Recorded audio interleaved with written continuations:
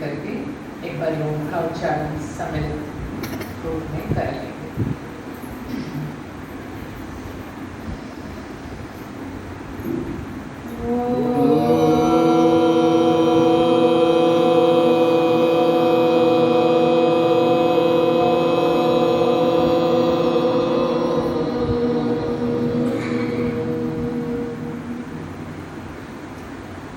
ऋषि का प्रिय मंत्र, उसका भी उच्चारण सम्मिलित रूप में करेंगे। विश्वानि देव।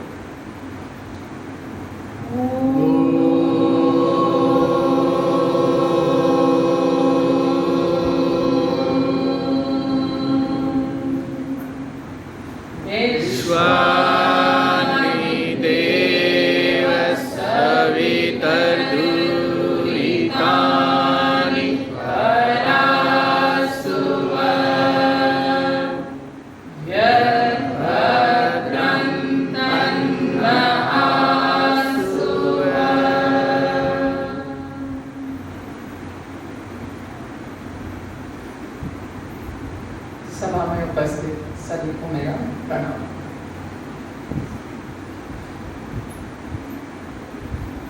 आज हमने ऋषि का सबसे प्रिय मंत्र ओम विश्वानि देव सवितर्दुरितानि परासुव यद्भद्रं कर्म आसुव, इस मंत्र का यहाँ पर उच्चारण किया है। वेदों में मंत्र तो अनेक हैं, परंतु ऋषि को ये ही मंत्र प्रिय क्यों हुआ, इसको समझना हमें आवश्यक है। आज ऋषि की हम चर्चा कर रहे हैं। जैसे लोक के उदाहरण को लेंगे, हम जिसको भी पसंद करते हैं तो उसकी प्रिय वस्तु को हम जानना चाहते हैं, क्योंकि फिर हम उसे भेंट रूप में वही देना चाहते हैं। उसको क्या क्या खाना पसंद है, हम वही बनाना चाहते हैं।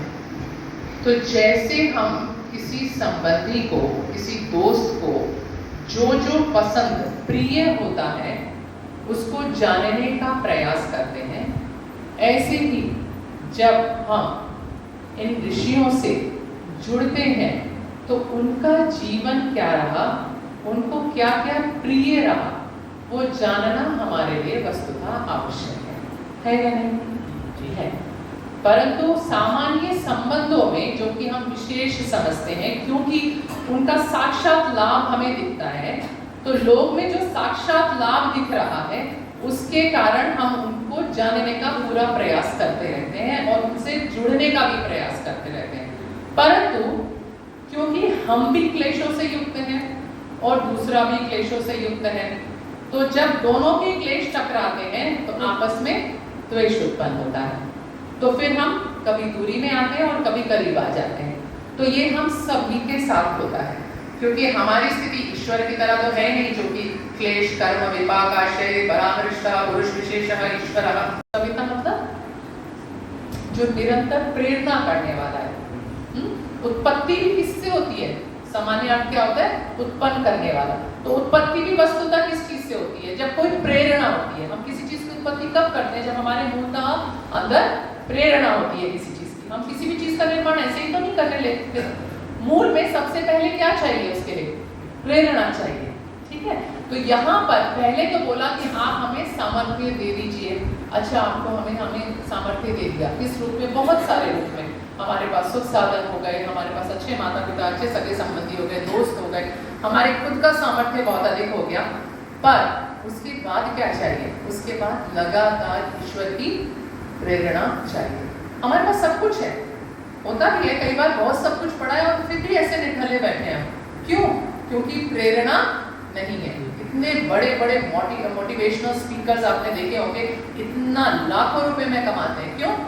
सब कुछ है, धन संपदा भरी पड़ी है, सब लोग अच्छे हैं, पर मोटिवेशनल लेवल बहुत कम है। तो इसलिए कहा है, हे पिता, आप हमें सामर्थ्य तो दे दिए, ठीक है, पर अब हमको क्या चाहिए? दूसरा सविता। आपका सविता स्वरूप जो है वो हमारे अंदर धारण हम कर पाए, ऐसी हमें सामर्थ्य दीजिए। तो हमें प्रेरणा भी लगातार चाहिए।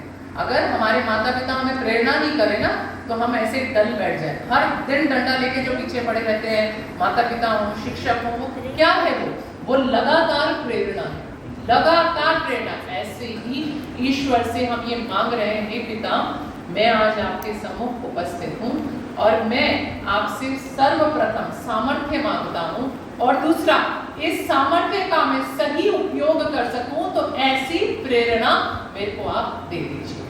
ठीक है, क्या करना है, उसके किस चीज के लिए प्रेरणा है कि जितने भी दुरित हैं, जिसके कारण हम दुखी हो रहे हैं जीवन में, और हम सभी हैं उस श्रेणी में, कोई कम हो या ज्यादा हो, सभी उसी यात्रा के प्रतीक हैं, तो वो जो हमारी स्थिति है वो हमारी दूर हो जाए, उसको दूर हटा दीजिए।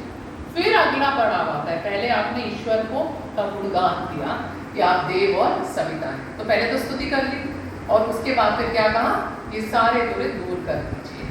तो फिर आ गई प्रार्थना, और जब ये स्तुति और प्रार्थना स्पष्ट हो जाती है, तभी वस्तुतः क्या हो पाती है, उपासना। उपासना क्या है, फल प्राप्ति।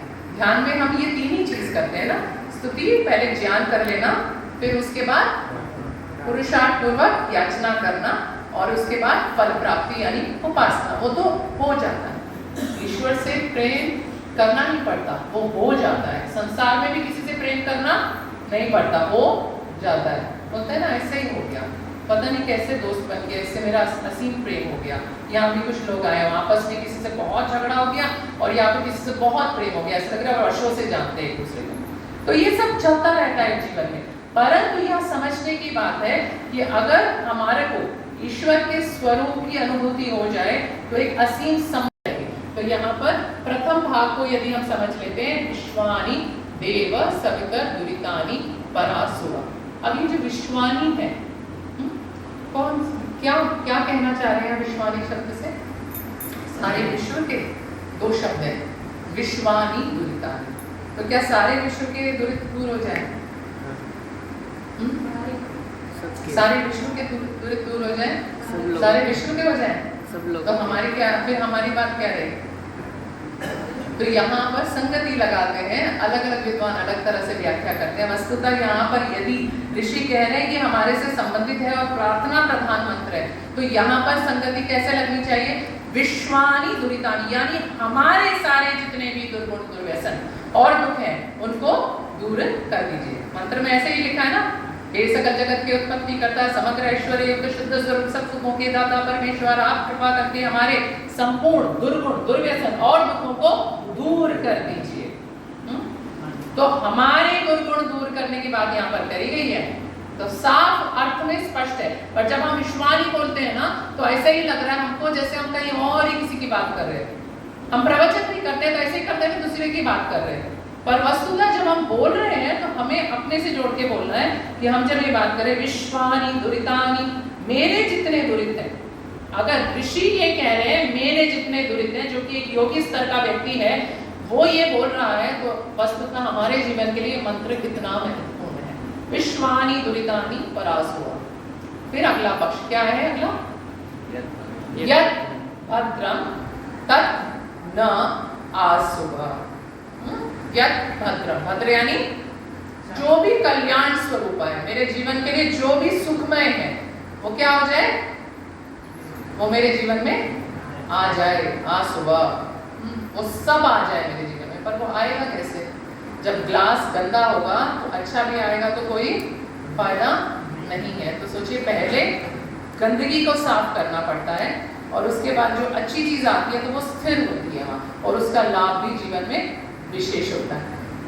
तो हमको हर दिन कैसा प्रयास करना है? वस्तुतः अपने दुरितों को दूर करना है, और ये मान के बैठना है, अपनी ईगो को बिल्कुल डाउन करके वहाँ बैठना होगा, किसी भी संबंध में, समाज में भी। और ऋषि के सामने भी अगर आप ध्यान करते हैं इसके बारे में कि उसने उसका जीवन क्या रहा होगा, तो उसके उस जीवन को ध्यान में रखते हुए पूरा कि उसका जीवन क्या था और क्या हुआ, उसने कैसे दुरित हटाए और कैसे सद्गुणों को लाए, वैसे ही मुझे भी करना है। तो आज के दिन हम सब ऐसा ही संकल्प करें कि हम अपने दुरितों को आज हटाएंगे, किसी भी एक दुरित को लेके हम अंदर संकल्प अग्नि को जलाएं और वो हम आगे उससे बढ़ते जाएं।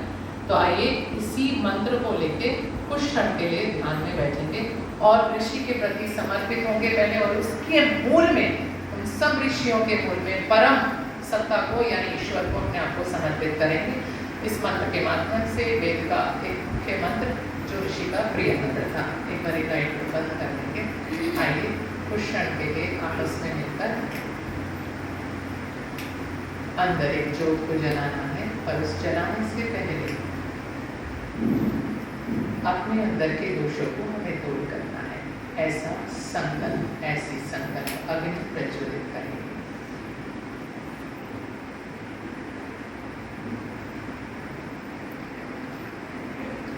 पूर्ण मौन, शरीर को एकदम सीधा रखेंगे जिससे मेरुदंड और मस्तिष्क में एक सतर्कता बनी रहे और हम अपने विषय में केंद्रित बने रहें। पूर्ण समर्पण।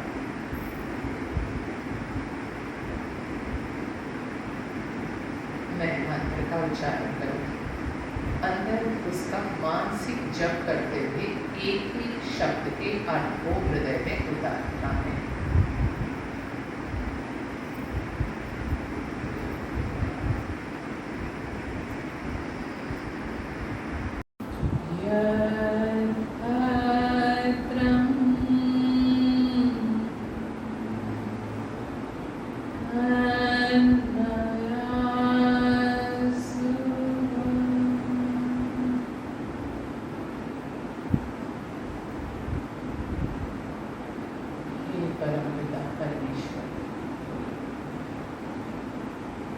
आज मैं आपके समक्ष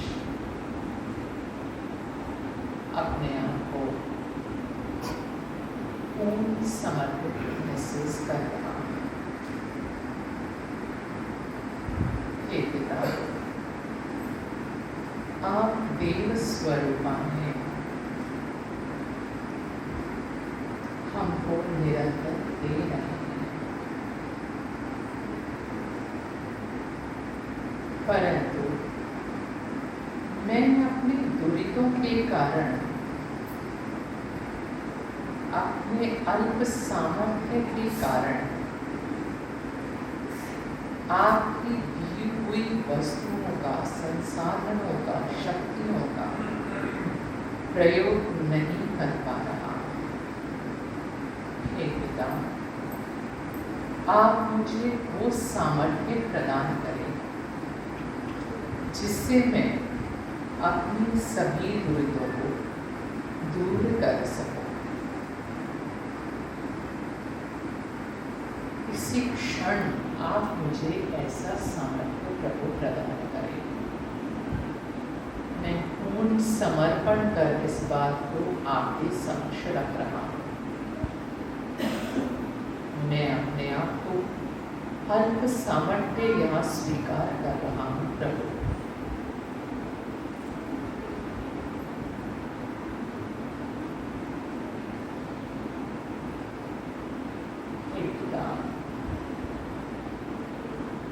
आप मुझे लगातार प्रेरणा ही कर रहे हैं। आप मेरे अंदर निरंतर गलत कर्मों के समय भय, शंका और लज्जा उत्पन्न कर रहे हैं, परंतु मेरी अत्यंत क्लिष्ट अवस्थाओं के कारण, इनको संस्कारों के कारण मैं उन्हें भी पकड़ नहीं पा रहा।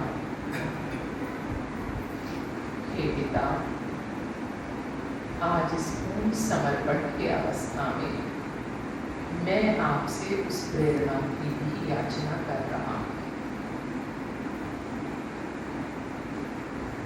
इसी क्षण ईश्वर से अपना संबंध महसूस करें।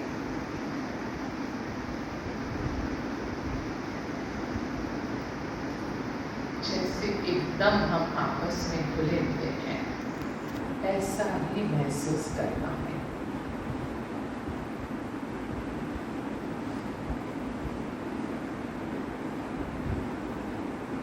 आपको पुकारते ही प्रभु मेरा मन एकदम शांत हो रहा है। यह आपकी ही प्रेरणा है।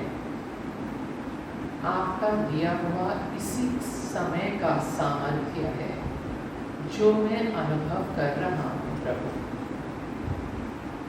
ऐसी स्थिति मैं लंबे काल तक बना पाऊँ प्रभु, ऐसा सामर्थ्य प्रदान करें।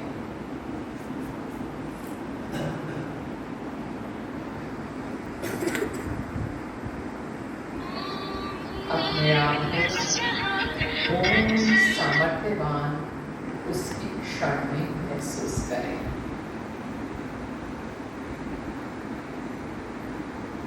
बाह्य कुछ भी घट रहा है, घटने में उससे अपने इस समय को ना लगाएं।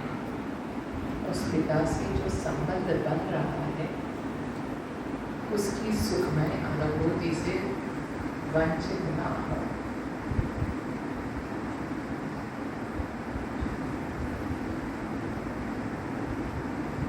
हे पिता, इस संसार में मैं जितने भी संबंध बनाता हूँ बहुत प्रसन्न होकर अंतर्गता किसी में भी मुझे यह स्थिति नहीं मिलती कि मैं अपने सामर्थ्य को इतना बढ़ा लूँ कि मैं अपनी दूरियों को दूर कर सकूं।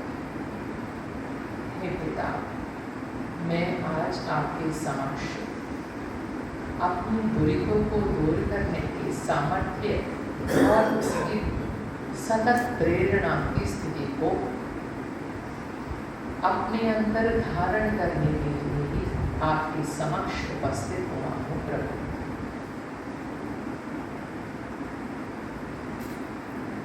अपने आप को पूर्ण रूप से उस परम सत्ता से जुड़ा हुआ महसूस करें।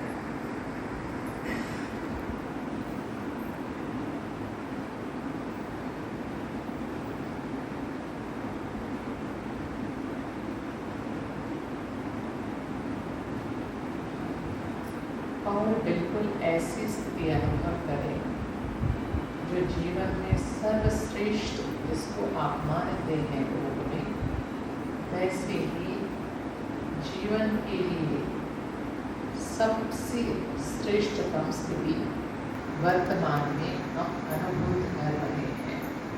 उस सत्ता की अनुभूति को अपने अंदर धारण करें।